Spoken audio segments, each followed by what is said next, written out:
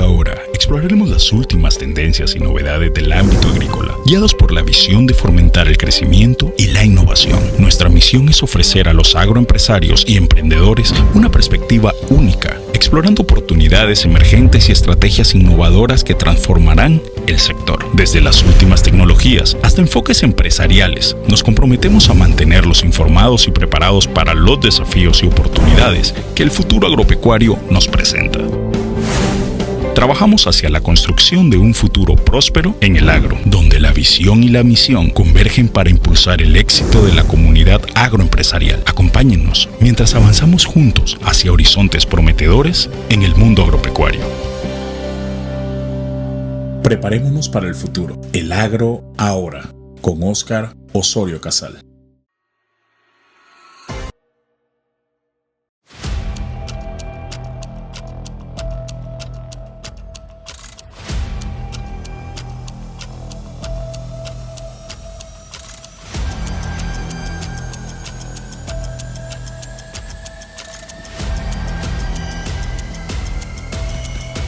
Preparémonos para el futuro. El Agro Ahora, con Óscar Osorio Casal.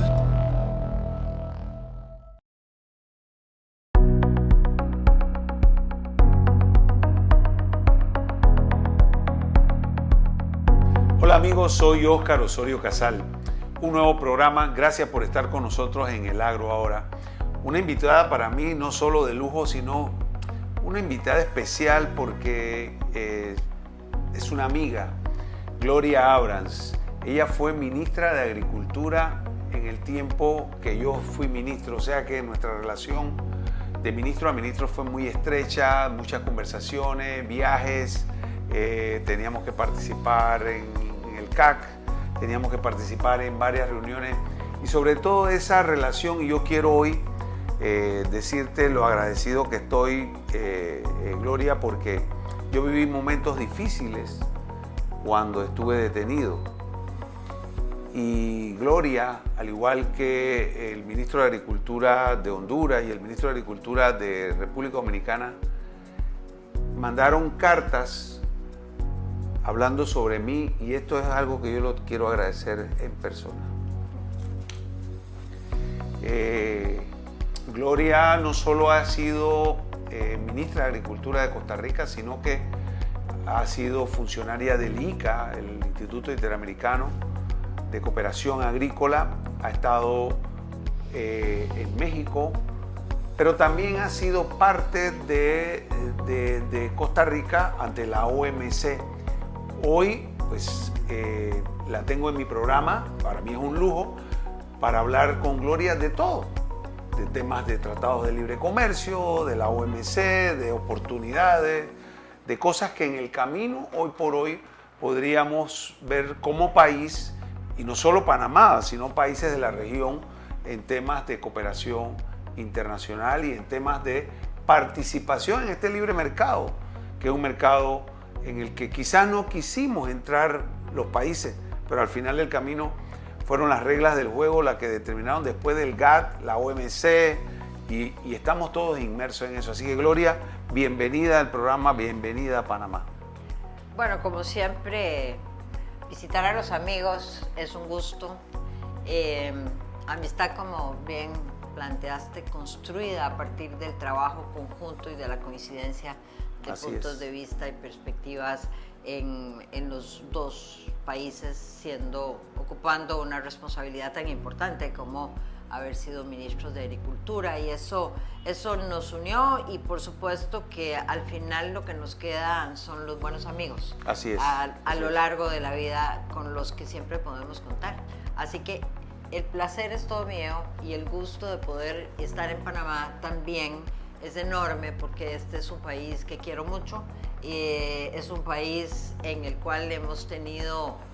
cual hemos tenido grandes travesías, tanto en el sector agroalimentario como en el sector comercial. Sí. Tú estás aquí, Gloria, por invitación del ICA, porque el ICA hizo un taller que tiene que ver con el tema no tanto de políticas públicas, sino de prepararnos como panameños para enfrentar los retos de los tratados, de los TPC y todo ese tipo. Hablemos un poquito de eso. Bueno, yo creo que es muy importante efectivamente esta iniciativa del ICA que siempre está al servicio de las necesidades que tienen los países y de la gestión de la cooperación técnica para dar soporte a los países en aquellos temas que pueden ser álgidos, prioritarios y necesarios para poder enrumbar una agenda, como en este caso la agenda del sector agroalimentario. ¿Qué pasó? A partir de la década de los años 90 del siglo pasado, y estamos hablando del siglo pasado, nuestros países dieron un giro importante y cambiaron de modelo de desarrollo. Y pasamos del modelo de desarrollo de sustitución de importaciones a un modelo de desarrollo de inserción en el mercado internacional. Y eso que se dice fácil implica un cambio, obviamente, en las políticas públicas, implica un cambio en el quehacer de los sectores productivos y además implica la búsqueda de los instrumentos con los cuales yo puedo insertarme de la mejor manera en el mundo internacional. ¿Cuáles son esos instrumentos? Por supuesto, incorporarnos a la Organización Mundial de Comercio, que los países centroamericanos, excepto Nicaragua, que era miembro fundador del GATT, los otros países ingresamos más o menos en el mismo periodo durante la negociación de la Ronda Uruguay, Panamá un poquito después, en el año 97. Ese es un primer instrumento, porque es formar parte del órgano de gobernanza del comercio multilateral, donde se definen las reglas del juego. Y por otro lado, como el proceso de liberalización del comercio en el marco de la Organización Mundial de Comercio es más lento en razón de que las decisiones se toman por consenso y son 166 miembros y cada miembro tiene sus propias particularidades, se inició un proceso de negociaciones bilaterales o multilaterales de acuerdos de libre comercio a partir, y creo que el gran parteaguas fue la suscripción del NAFTA en el año 94. Fue el primer gran tratado de libre comercio sin exclusiones que se suscribe entre 3 países para darle más velocidad al intercambio comercial. Antes de eso habían acuerdos de alcance parcial que siguen existiendo, suscritos en el marco de la LADI. Sin embargo, esas eran listas pequeñas, no tienen acompañamiento de normativa. Y en ese proceso estamos porque efectivamente los países requieren tener un instrumental para poder tener acceso preferencial a los mercados donde quieren promover sus exportaciones, pero también ese mercado nos va a proveer insumos más baratos, nos va a proveer inversiones, que es uno de los temas fundamentales que forma parte de esta ecuación de promoción de la inserción en el mercado internacional. Pero, Gloria, para explicar un poquito y hacer la docencia, pues es la esencia de este programa. Se establecen los acuerdos comerciales entre países y se busca una balanza de ver qué puedo producir yo para enviarte a ti y qué puedo recibir yo de ti. Y dentro de ese marco hay producciones que son propias y que los países protegen. Caso típico nosotros, el arroz. Antes éramos autosuficientes, ya no. Una parte la producimos, otra parte la importamos. Y según los acuerdos hay normas, por ejemplo, de lo que llamamos contingentes arancelarios, que entran porque ya hay negociación de un contingente y hay otros que entran pagando arancel. Pero el mundo camina hacia la desgravación. Así es. Y en Panamá es claro que aquí hay varios rubros sensitivos con el TPC de los Estados Unidos. Estamos hablando del arroz, de la leche, del cerdo del pollo. Creo que son 4 o me falta uno más, creo que son esos. Bueno, es que lo que pasa es que esos productos son sensibles en todas partes. En todas partes, sí. O sea, no es privilegio de Panamá, claro, que esos productos, te falta papas y cebolla, okay, que son los únicos 2 que están excluidos del proceso de desgravación en el TPC. Pero son las mismas preocupaciones que tienen los otros países centroamericanos. Okay. Son productos sensibles. Vamos a contextualizar y como dijiste bien, es importante ubicarnos. Cuando negociamos un acuerdo de libre comercio de naturaleza como el TPC o como como el CAFTA-DR en el caso de Centroamérica o el acuerdo de asociación con la Unión Europea, de lo que se trata es de que podamos tener unas reglas del juego que sean comunes a todas las partes participantes. Y cuando hablamos de reglas del juego comunes es que el interés de un acuerdo de este tipo es ampliar una zona de libre comercio, es establecer una zona de libre comercio porque nos vamos a conceder espacios de mercado, pero vamos a tener una normativa de acompañamiento para el ejercicio del acceso a los mercados. Okay. ¿Cuántos incisos arancelarios se negocian? Es la totalidad del universo arancelario. Del capítulo 1 al capítulo 99 son más de 2.500 partidas arancelarias. Ahí entra todo. Y resulta ser que tenemos 6, 7 productos que son productos sensibles, habida cuenta de que requieren implementar algunos programas de modernización que les permita incrementar su competitividad. Son productos sensibles porque son productos que tienen problemas de competitividad en el mercado. Así es. Y eso hace que entonces tuvieran un tratamiento, y lo tienen todos los productos sensibles tienen un tratamiento particular en una negociación comercial. ¿Qué hicimos ahí? Bueno, en el caso de Panamá, deja fuera las papas y las cebollas, que son productos sensibles y que no entraron en el proceso de desgravación. Y los otros productos sensibles los va dejando en los plazos más largos del proceso de desgravación. Caso arroz, 20 años. Sí. ¿Cuál es el propósito de eso?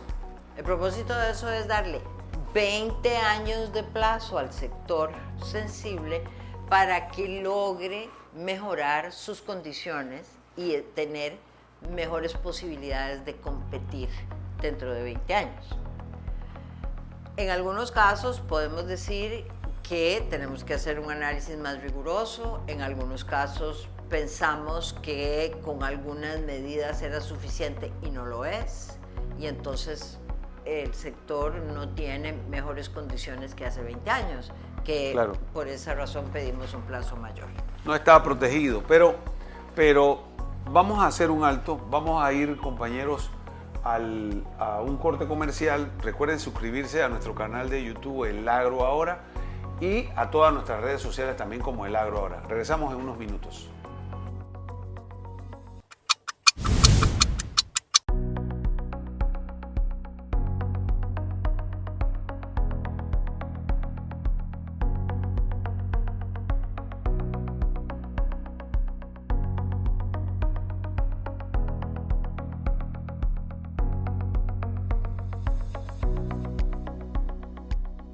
Amigos, regresamos a este programa, El Agro Ahora.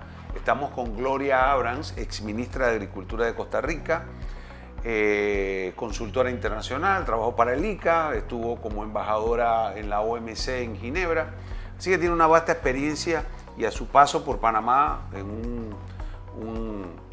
dentro del marco de un trabajo en conjunto con el ICA y liderado por el ICA, haciendo reuniones con empresa privada, con la empresa pública o los funcionarios que tienen que ver con el tema de lo que se está haciendo o lo que se puede hacer para mitigar quizás un problema o tratar de tener salidas coherentes para enfrentar los procesos de los tratados de libre comercio. Así que regresamos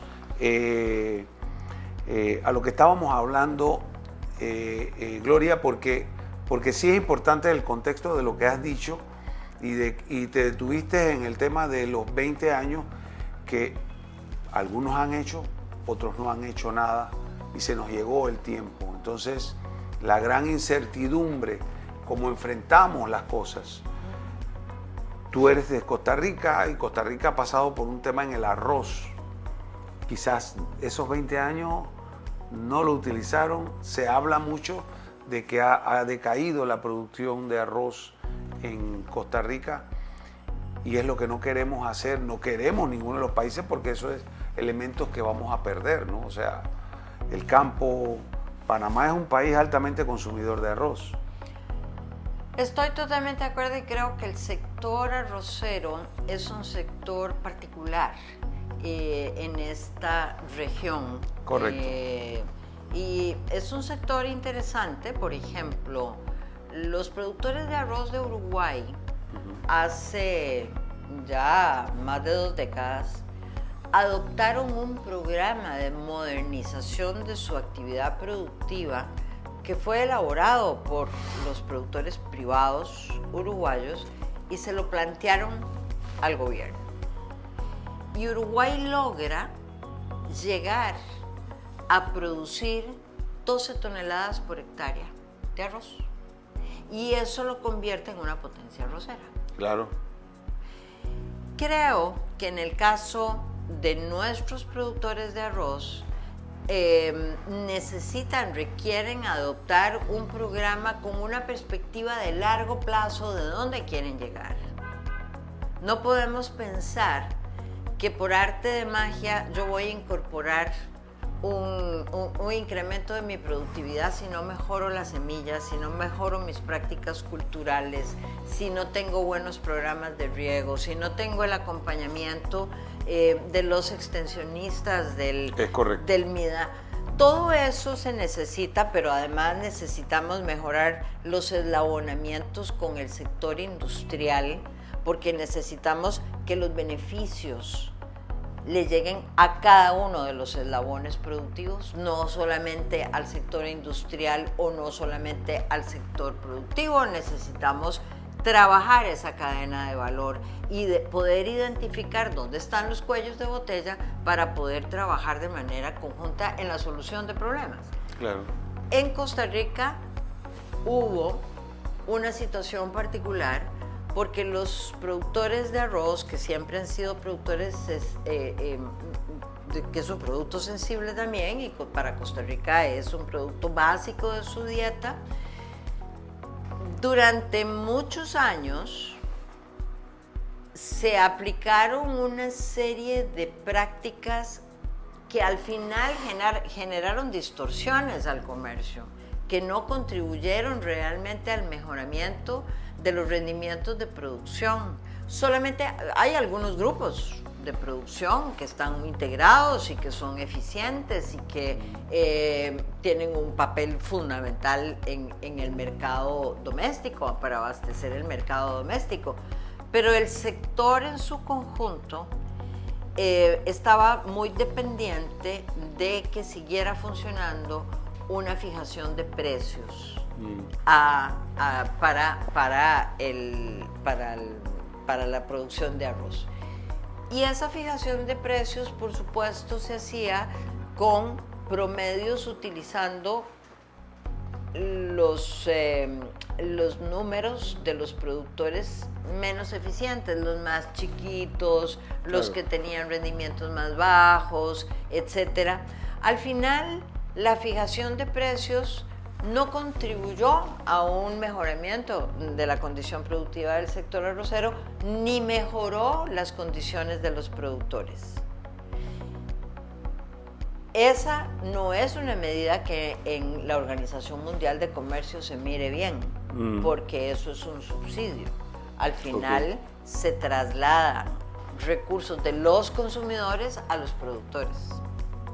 ¿verdad? Porque entonces tengo precios fijados, esos precios están vinculados a los costos de producción, pero no a los precios internacionales.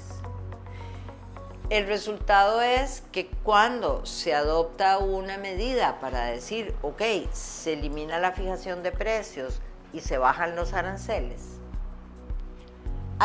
que en la práctica no se utilizaban, eran nominalmente muy altos, pero no se utilizaban porque la mayor parte de las importaciones entraban por el requisito de desempeño, o entraban por contingentes o entraban por desabasto. Entonces, aunque el arancel nominal era de 35%, lo cierto es que las importaciones efectivas entraban con 0% de arancel.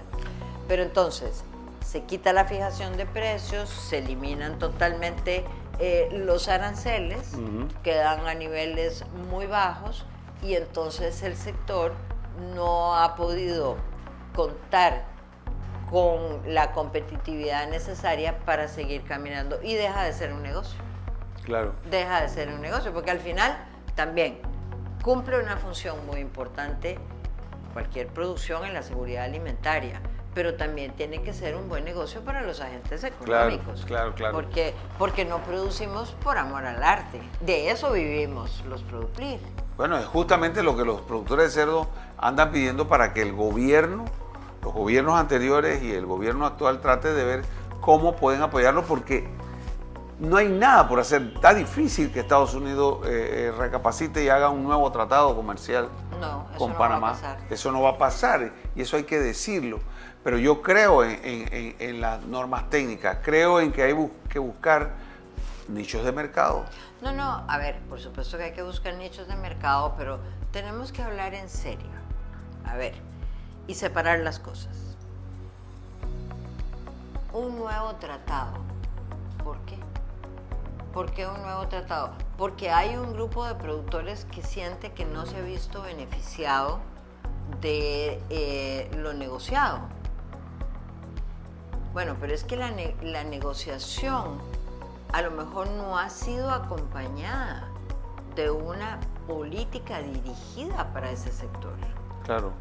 Entonces, hay que tener cuidado, porque cuando negociamos un acuerdo de libre comercio, los sectores hacen numeritos antes de sentarse a negociar, y así como hubo unos sectores que quedaron excluidos porque lograron demostrarle a las autoridades que ellos se iban a ver perjudicados, y por supuesto que entonces lo que se abrió fue un contingente, una cuota, que es que no es una cuota antojadiza, se saca del promedio de las importaciones de los últimos 3 años de esos productos, para demostrarle al socio comercial que tenemos una buena voluntad, de que el acceso a mercados es lo que queremos.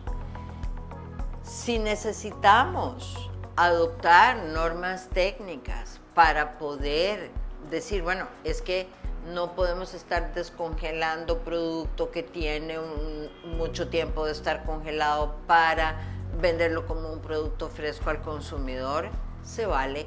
Hay un proceso para la adopción de un reglamento de carácter técnico, hay que notificarlo a la Organización Mundial de Comercio, se notifica a mis socios comerciales, abro consultas, mis socios comerciales me preguntan cuál es la justificación científica de ese reglamento, que yo voy a tener claramente,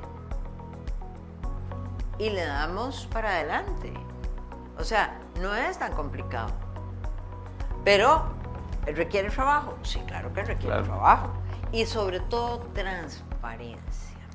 Lo que no podemos es, porque a veces eso nos pasa, es andar diciendo que las cosas nos pasaron porque el otro socio comercial quiere hacerme daño. No. Cuando 2 países o más países se sientan en una mesa de negociación para acordar un mejoramiento de sus balanzas comerciales, ahí no hay mala fe. Ahí lo que se quiere es ampliar el mercado. Ahora, ¿El ejercicio es complejo? Claro que sí. Claro que sí. Claro que sí, porque la competencia por mercados, esa es una lucha importante en donde lo que tenemos es que procurar que las condiciones de nuestros productores y de nuestros productos sean las mejores para que ganen ese mercado. Sí, desafortunadamente siempre el tiempo será nuestro peor enemigo, pero lo bueno es que viniste y diste algunos talleres, dejaste algunas tareas, dejaste a la gente pensando en cosas que teníamos que hacer y que tenemos que hacer, y lo mismo haces en otros países donde vas.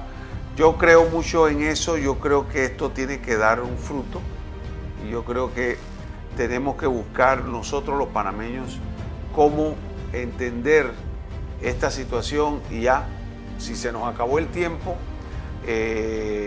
porque viene la desgrabación total, es el momento de aplicar las cosas que tenemos que hacer, y justo Gloria estuvo en Panamá haciendo esos talleres que creo que van a dar beneficios. Gloria, encantado de haberte tenido en el programa. Siempre será un gusto para mí volvernos a ver. Te invito a que cuando vuelvas a venir por Panamá, por supuesto que nuestro Panamá es tu casa y que podamos compartir cosas juntos. Ella fue Gloria Abrams, hablando sobre temas de TLC, Tratado de Libre Comercio, y cosas que vieron a través del ICA justamente en unos talleres en Panamá, y que sirve también para otros países de la región. Soy Óscar Osorio Casal y este fue su programa El Agro Ahora. Preparémonos para el futuro. El Agro Ahora, con Óscar Osorio Casal.